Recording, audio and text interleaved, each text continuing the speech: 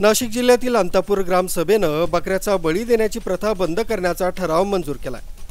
बागलाण तालुक्यातील अंतापूर येथील दावल मलिकच्या कबरीवर दर गुरुवारी कंदुरीचं आयोजन केलं जातं।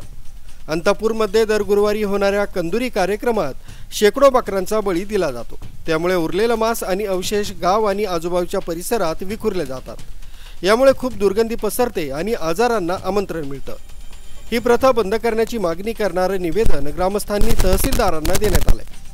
अंतापूर येथील शंकर महाराज मंदिर, नयन महाराज समर्थ मंदिर आणि श्री स्वामी समर्थ मंदिराच्या पावित्र्याचं उल्लंघन होत आहे आणि मटणामुळे परिसर प्रदूषित होतोय, तसंच दुर्गंधी पसरते। कंदुरीच्या दिवशी हजारो वाहने येतात, त्यामुळे वाहतूक कोंडी देखील होते।